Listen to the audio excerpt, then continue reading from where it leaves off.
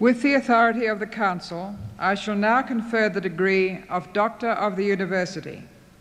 I call upon the Vice-Chancellor to make this presentation.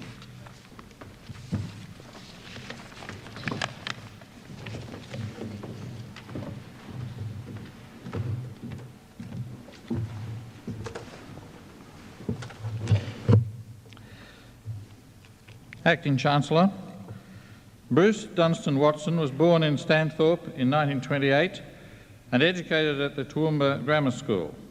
He attended the University of Queensland, where he graduated with a Bachelor of Engineering degree in 1950 and a Bachelor of Commerce degree in 1957. Sir Bruce began his long and productive association with the Mount Isa Mining Holdings Limited in 1956 when he joined the company's Townsville Copper Refinery as an engineer.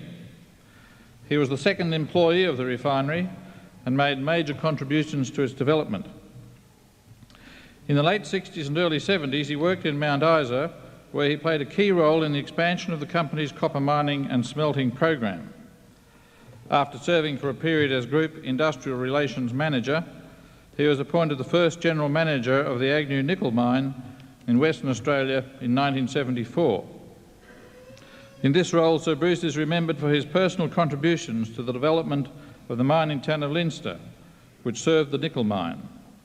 He established his credentials as a genuine and effective conservationist in the mining industry when he identified individual stands of native flora in the semi-arid area, which should not be disturbed in the construction of the town.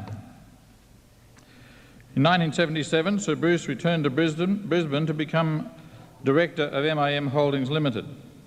He was appointed Managing Director in 1980, Chief Executive Officer in 1981 and Chairman of the Board in 1983. After serving 9.5 years in the senior position of Queensland's largest company, Sir Bruce retired as Chief Executive Officer in 1990 and as Chairman of the Board in 1991. During this time, he also served for a period as Chairman of the Australian Mining Industries Council, the peak industry advisory body. Sir Bruce's time as Chief Executive Officer and Chairman of the Board signalled a period of enormous change for MIM. It was Sir Bruce who set the direction for and implemented the company's strategies for internationalisation. Sir Bruce was instrumental in developing and building the company's relationship with Metallgesellschaft in Europe and ASACO in the United States. By the time Sir Bruce retired as Chief Executive Officer, MIM had become a major international player in metals processing, the biggest Australian investor in West Germany, a significant investor in the North American mining and processing industry, and well on the way to expanding its Asian interests from a seller of metals and minerals to an investor in the region. Sir Bruce also oversaw the development of the company's Papua New Guinea interests. Since retirement, Sir Bruce has continued to work hard on behalf of the mining industry in his capacity as President of the Australian Institute of Mining and Metallurgy. He is also Chairman of the Gas Corporation of Queensland and a Director of Boral Limited. Sir Bruce's contributions are not confined to the mining industry. While in Townsville in the late 50s and 60s, he served as Deputy Chairman of the Harbour Board. It was here that he began what was to become a lifelong association with the Lions Club. The significance of Sir Bruce's achievements with MIM was recognised in June 1985 when he was knighted for his services to Queensland industry. It is fitting that the Council of Griffith University should honour Sir Bruce Watson in recognition of his many distinguished contributions to the community. Acting Chancellor, it is with great pleasure that I present to you Sir Bruce Watson for admission to the degree of Doctor of the University.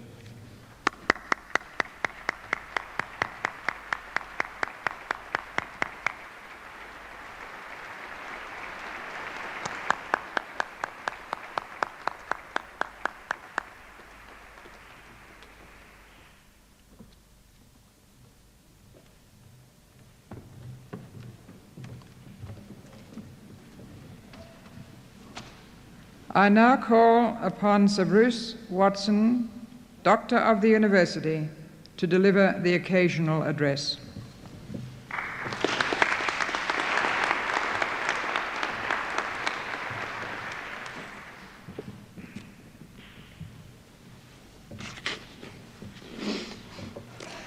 Acting Chancellor, Vice-Chancellor, members of Council, members of staff, graduates, ladies and gentlemen, I greatly appreciate the honour accorded to me by being awarded the degree of Doctor of the University. Griffith University has approached its course structure in an effective, non-traditional fashion to the benefit of its students, and I was pleased to hear the Acting Chancellor speak of that during her address a little earlier. In its relatively short period, it's achieved a proud record of academic achievement. I'm indeed proud to receive this award from this fine institution. The award obviously relates to the opportunities given to me during my 36 years of involvement with the mining industry. I'm proud to have served in this industry, an industry which provides Australia with over 50% of its physical exports, and which, together with the rural industries, has always provided Australia with 80% of its exports. This great industry often finds itself criticised by environmentalists who judge practices of the past with today's knowledge and by today's standards. The industry has, as every other industry has, always lived in accordance with the demands of the community and by the standards of the time. Very few practices of the past in any sphere can stand up to current analysis. Can I suggest that we reflect on sanitation as one example, with the consequence-related epidemics such as typhoid? I'm also proud of the manner in which the industry is tackling the problem of the environment in today's terms. Vast sums are being poured into capital expenditure and research, with consequent side advantages such as the solution of the problem of jarrah dieback. But I'm being much too serious, and before I press on, perhaps a story's in order. And there was a gentleman going home after having delivered an address, and on the way home his wife said to him, "That was a Rolls-Royce address, dear." And he was very pleased with that comment, until she went on to say, "Yes, you were well oiled, you were hardly audible, and you seemed as if you would go on forever." Well, all I can assure you is that at 2 o'clock this afternoon I'm not well oiled. Whether you like it or not, I'm afraid you have to put up with me for a few minutes, and I thought I might talk a little about how I see the world of work. And of course this comes very easily to someone who's retired. But like all good preachers, I thought I might start with a text. In this case, a quotation from The Drifters by Michener, and I quote, "Of 100 young people I'd grown up with, a good 40 had dropped out from all reasonable competition by the time they were 25. Some, of course, had become town drunks or obvious wastrels. A few had stolen money and gone to jail. 1 of 2 of the girls had become prostitutes of a more or less genteel type, slipping into hotel rooms or staying with businessmen when their wives were absent on summer vacation. It was not these inevitable dropouts that I referred to in my estimate of 40%. It was rather that constant group of Americans who avoid difficult tasks and grab onto the first job offered, clinging to it like frightened leeches for the remainder of their unproductive lives. It was the girls who marry the first man who asked them, building families without meaning or inspiration, producing the next cycle of dropouts. It was the adults who surrender young and make a virtue of their unproductivity, the miserable teachers who learn one book and recite it for the next 40 years, the pathetic ministers who build a lifetime of futility on one moment of inspiration entertained at the age of 19. These were the dropouts that concerned me most." End of quote. Some of you are already in employment, some of you are about to go forth into the world of work. I have to tell you that at times work can be hell. It can be boring, it can be stressful, but it can and should be fun. Overall and on balance, it must be fun. For most people, fun comes as a sense of achievement. Today, the structures being created in the workplace are increasingly being directed towards giving each and every one such a sense of achievement. The workplace structure is changing. Until recently, both management and unions were inclined to place impediments in the way of work satisfaction. Management has been obsessed with management control. Instead of people at all levels of the organisation feeling free to innovate and control the factors affecting their job, they have been over-supervised and surrounded by bureaucratic rules and regulations. Australia inherited from the United Kingdom its union structure, a system of individual unions based on crafts, each protecting its domain and producing our well-known demarcation disputes.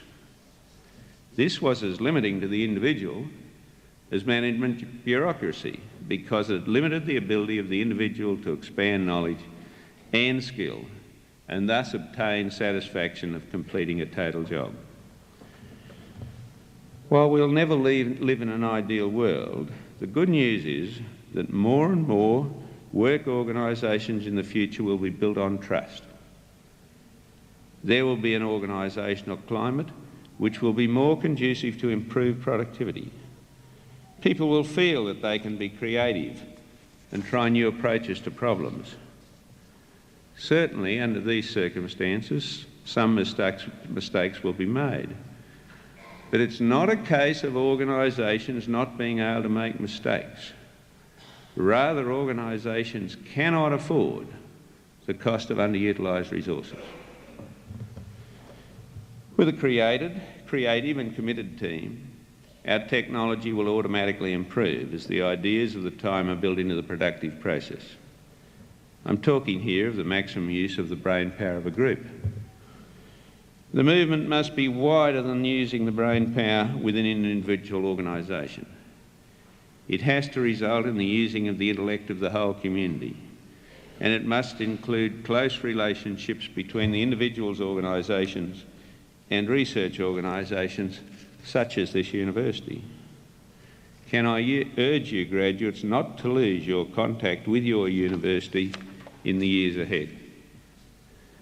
The drive for productivity through maximum use of individual ability and collective community brain power is essential if Australia is to solve its current economic problems. The vehicle for change is the award restructuring and structural efficiency process. The changes that are occurring in Australia in this area are essential to deal with another change in organisational structure, which I believe must occur. Looking back in history, when a smaller percentage of the population completed tertiary education, we had a situation where there were generally some limits to the level to which an individual could rise in an organisation, certainly at least in a large one, placed by their level of education. Graduates tended to enter the workforce roughly at the upper organisational limit of those less well educated. With the nature of organisations now emerging, there will be fewer layers of management. With the increasing numbers, graduates may have to enter the workforce seemingly lower in the hierarchy, while still utilising the skills they've gained.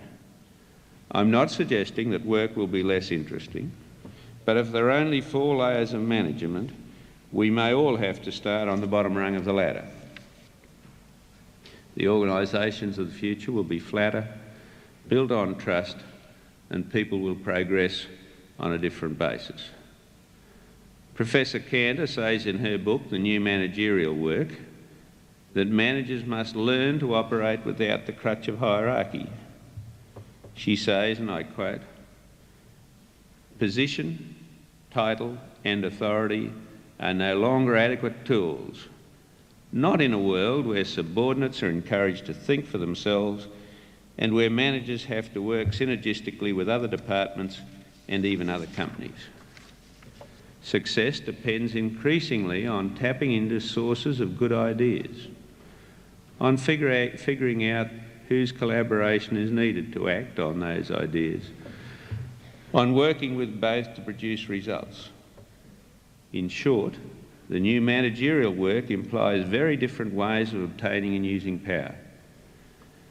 The ability of managers to get things done depends more on the number of networks in which they are centrally involved than on their height in the hierarchy. Of course, power in any organisation always has a network component, but rank and formal structure used to be more limiting. Today, these official barriers are disappearing, with so-called informal networks growing in importance. In the emerging organisation, managers add value by deal-making, by brokering interfaces, rather than presiding over individual empires. And that's the end of the quote. And again, I've been much too serious for too long, but what is very inherent in what I'm saying is that communication is vital. And perhaps I can relate a communication story. And there was a man walking along the side of a cliff near the sea, and he slipped and fell. And as he plunged down, he reached out and he managed to grab onto some leaves and trees and branches as he was plunging down. So here he was, suspended between the top of the cliff and the sea below, and it looked pretty rocky and nasty down there to him. And he was calling out, "Help, is there anyone there?" And this went on for a while, and then a voice filled the sky, and the voice said, "It's God here, have faith, let go, you will be all right." So a little bit of time went by, and then the man's voice was heard calling again, and this time he said, "Is there anyone else there?"